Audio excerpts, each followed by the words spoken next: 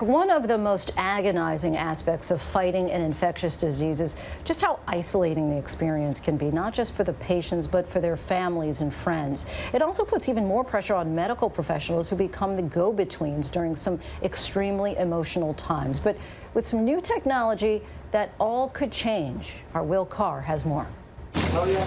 COVID continues to tear families apart across the United States, leaving many physically separated from their loved ones fighting for their lives inside packed ICUs.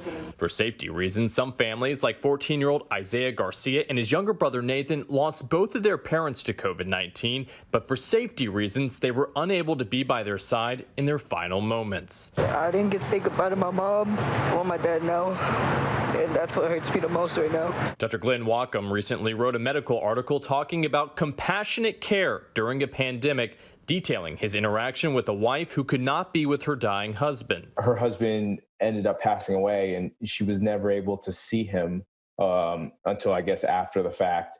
But, you know, that was very traumatic for everyone because no one really knew the rules at that time. Doctors and nurses are trying everything from video streams to phone calls to help keep families in touch. It's very frustrating. It's like, because like you said, we have the technology. I mean, we're sending people to outer space, for the love of God. We definitely can get people to communicate from, you know, one room to another. To help, Weill Cornell Medicine, one of the nation's top-ranked medical schools, helped develop a hands-free way to communicate. Doctors teamed up with the creators of Relay, a walkie-talkie that anyone can buy that comes with an app that lets you send messages to anyone, anywhere.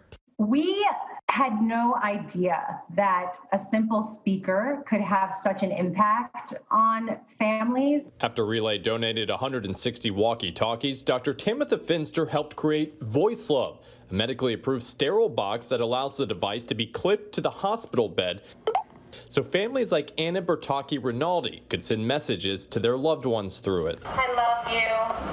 I heard you're doing better today. After Annabelle's husband, Frank, came down with COVID, he spent 16 days on a ventilator. She wasn't allowed to be with him, but was able to talk to him through VoiceLove. The one night that was really bad, when I got a call from the ICU, his blood pressure had dropped significantly. They were having trouble bringing it up. I hung up the phone with the doctor. I got onto my app and I said, Frank, come back to me. Please come back to me. I'm not ready to let you go.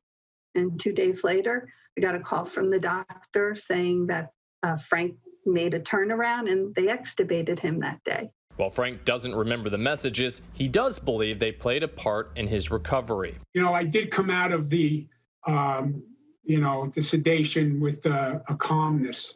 Others like Nisam Moran remember hearing family members. Nisam says he heard his daughter and his wife Nancy talking in what he thought were dreams. I hear some voice of my wife and some of my daughter. This is what I remember.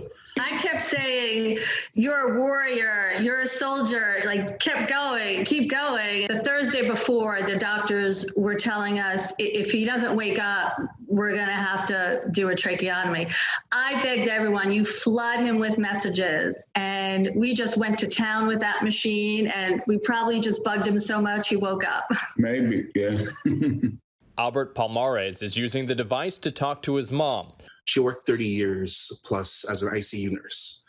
So it's just crazy that she retired and now she's back in the ICU after all this time, but as a patient this time. While his mom has now been moved to an acute care facility, Albert says he sends the same message of strength every day. Just keep praying. That's just the main thing that we kept on instilling my mom, because she's a very religious person.